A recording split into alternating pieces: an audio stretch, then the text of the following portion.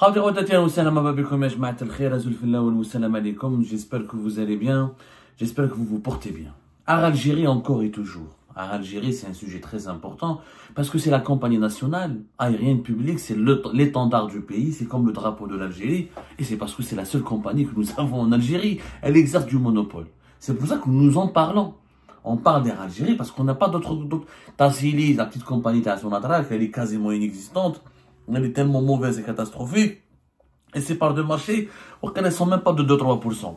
Que ce soit sur le plan domestique, le marché domestique ou le marché international, les Algériens ne connaissent qu'Air Algérie, ils ne sont contraints que de voyager avec Air Algérie, même s'il y a pour la France, ou les Transavia, Air France et quelques autres compagnies comme l'Espagne, Vueling ou quelques autres compagnies internationales, mais force est de constater qu'il y a des avantages, que sur certaines lignes aériennes, sur certains marchés, il y a des avantages que l'État algérien, les autorités algériennes ont tout fait pour empêcher qu'il y ait une véritable concurrence saine, puisque sur le territoire national, l'offre nationale pour payer des dinars en dinars, etc., il n'y a que Air Algérie pratiquement. Il n'y a que Air Algérie qui est l'interlocuteur des Algériens et des Algériens qui veulent voyager à l'étranger. Air Algérie, son PDG, nous en avons parlé hier, on va consacrer une première émission, le dérapage, ce qui me semble moi, franchement choquant, les déclarations du PDG d'Air Algérie qui parle d'une campagne de dénigrement, Algérie elle est irriguée par les sangs du Chouhada, ou celui qui s'attaque à Algérie s'attaque aux martyrs, il s'attaque au Chouhada, ou le vent il a cité Yasser Arafat, le vent n'ébranle pas les montagnes, Algérie n'est pas comme les autres sociétés, c'est une société stratégique, une dimension historique, c'est la souveraineté de l'Algérie, il a sacralisé la compagnie, il a criminalisé pratiquement le PDG d'Air Algérie, M. Ben Hamouda. Choquant ces propos, je m'attendais même pas ça de sa part, j'avais une autre vision de lui, j'avais une autre opinion de lui. M. Hamza Ben Hamouda a criminalisé les critiques contre Air Algérie. Il les a transformés comme si des actes de trahison, comme si on insultait les martyrs et les chouhada et les moudjahidines en parlant d'Air Algérie. Toujours les dirigeants algériens, cet argument totalement débile et insupportable qui est d'instrumentaliser l'histoire de la guerre de l'indépendance et les sacrifices qui ont été consentis pour la guerre de l'indépendance afin de faire taire toute critique concernant la mauvaise gouvernance et la mauvaise gestion et le sous-développement actuel de notre pays. Et là, nous avons enquêté sur Air Algérie pour savoir est-ce que vraiment c'est une compagnie qu'on doit critiquer ou pas. Mais malheureusement, mais si qu'on doit critiquer, on doit même tirer la sonnette là. C'est comme un exemple. Est-ce que vous savez qu'à l'heure où je vous parle, le 22 janvier 2025, 11 avions d'Air Algérie sont cloués au sol. 11 avions. 11 avions d'Algérie ne fonctionnent pas, ne sont pas opérationnels, ils ne peuvent pas assurer leur fonction, ils ne peuvent pas prendre des passagers. 11 avions. 11, c'est quand même sur 56 appareils. La flotte d'Air Algérie, elle est de combien? Elle est officiellement de 56 appareils. 56 appareils. Elle est composée de 56 appareils. Dans le moyen d'âge, elle est de 11 ans. Sur 56, 11, c'est plus de 10%. On est pratiquement dans les 12, entre 11 et 12-13% de la flotte d'Air Algérie, elle est en panne. C'est des vols, c'est des avions qui ne sont pas opérationnels. Qu'est-ce qui s'est passé? On va vous donner les informations. Après, c'est pour ça que le PDG d'Air Algérie, il est irresponsable quand il dit ne nous critiquez pas. Dis-moi comment veux-tu qu'on te critique pas, ya Mohamed? Qu'est-ce qui s'est passé? Il y a ce que nous avons pu confirmer au cours de notre enquête. Il y a 2 A330. Le premier, il a 300 passagers. Le deuxième, il peut transporter 256 passagers qui sont au sol, cloués au sol parce qu'ils n'ont pas de moteur. Leur moteur doit être maintenu, doit subir des tests de réparation. On en parlera pourquoi après. Ensuite, il y a eu 5 avions Boeing, les 737-800, qui sont aussi cloués au sol. En panne, ils doivent nécessiter des réparations. Il y a ensuite 4 ATR. Les ATR, c'est des petits avions régionaux que l'Air Algérie utilise pour Alger Tamanrasset, Alger Janet, Alger Béchar, Alger Gardaya, Alger Beskra, Alger, les villes de l'intérieur du pays. Voilà. ATR, les capacités de passagers ATR, c'est souvent entre 78, même pas 100 passagers. Voilà, entre 74 et 78 passagers, 80, 85, à peu près c'est ça, c'est ça. ATR, encore une fois, c'est un constructeur, peut-être que les Algériens ne le connaissent pas, c'est un constructeur européen qui a beaucoup vendu pour l'Algérie, c'est ATR Aircraft, c'est un c'est franco-italien, si je me trompe pas. Voilà, c'est italo-européen, c'est italien, c'est essentiellement italien et européen. C'est franco. On dit que c'est franco-italien, mais c'est un groupement européen. Voilà. Il y a Airbus qui est actionnaire fait, et les Italiens. C'est donc italo-européen. La spécificité de ces avions, encore une fois, c'est de 50 à 80 passagers. Ils sont 4 ATR qui sont en panne, qui sont en réparation. Dans la division cargo, il n'y a pas que les avions passagers, il y a même les avions cargo, c'est les avions qui sont utilisés pour le fret, c'est-à-dire des avions qui sont censés, dans lesquels on est censé transporter des marchandises, des conteneurs et des marchandises. Parce qu'on peut faire du fret aérien, il n'y a pas que le fret maritime. 4 avions fret étaient en panne, un il a été récupéré, il a été transformé pour transporter des passagers, et les 3 autres sont en panne. Ça nous fait donc 11 avions qui sont cloués au sol. Et ça, depuis le début du mois de janvier 2025. C'est-à-dire, quand on calcule la capacité de perte pour Air Algérie, c'est 1396 sièges. C'est-à-dire 1396 billets d'avion qu'Air Algérie ne peut pas vendre au quotidien.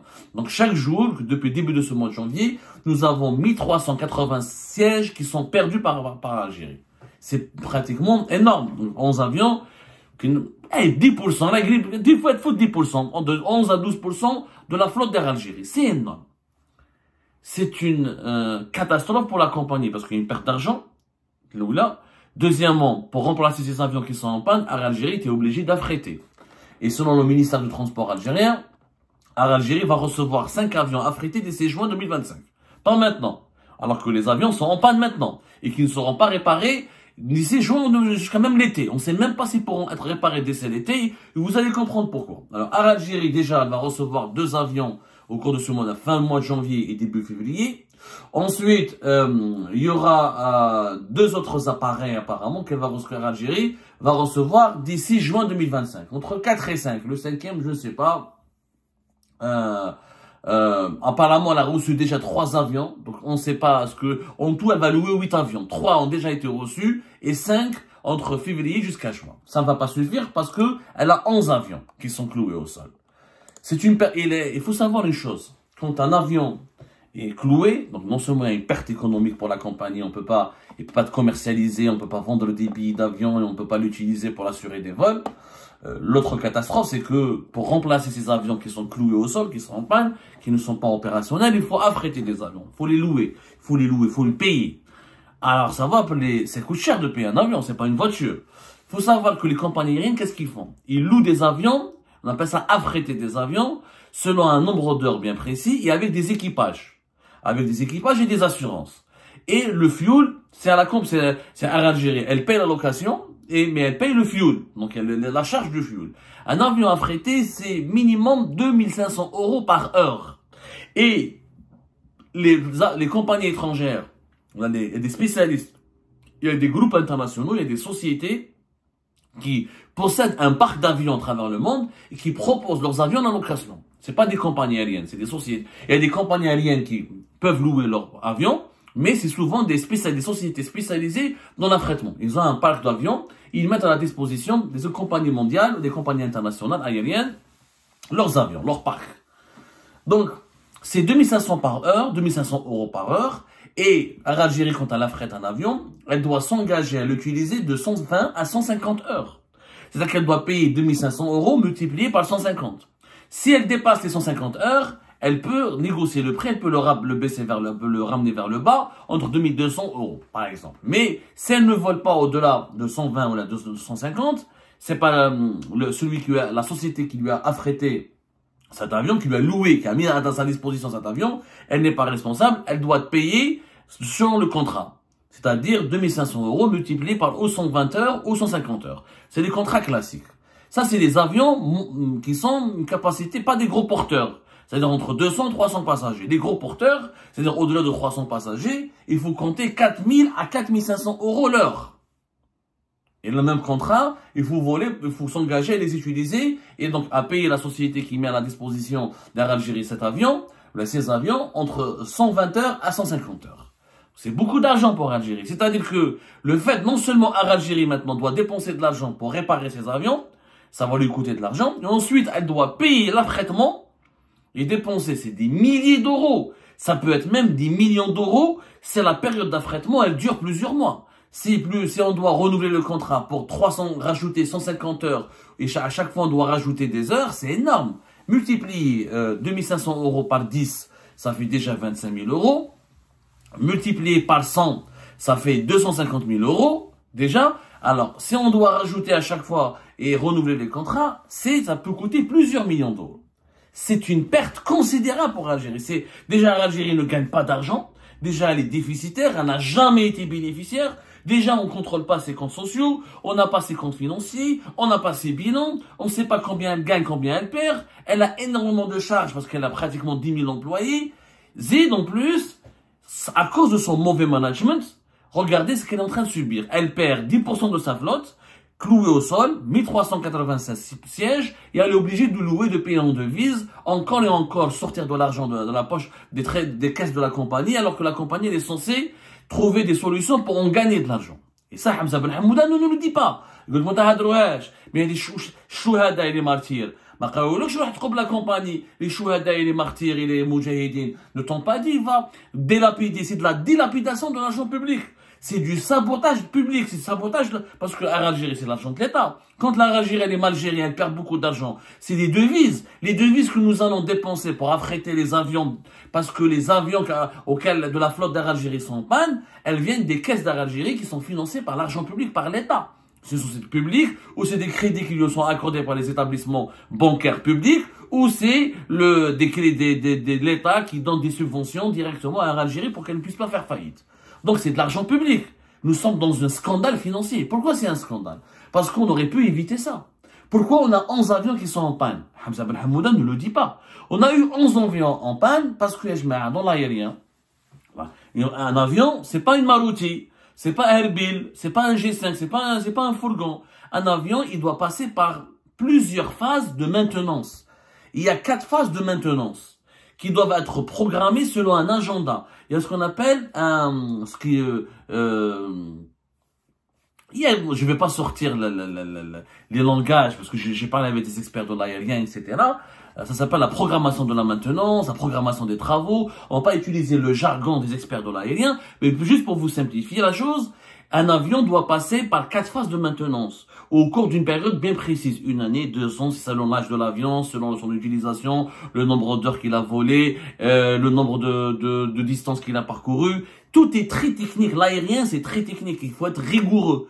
Il faut faire preuve d'un management très rigoureux. Sinon, c'est ou le crash, ou les catastrophes, ou les incidents, ou les pertes. Dans le cas de l'Air Algérie, alhamdoulilah, c'est pas des crashs, que Dieu nous en préserve, mais c'est des pertes financières. Pourquoi? Parce que tous les avions, normalement, il y a des périodes de l'année, ou des périodes bien précises pour faire les travaux de maintenance.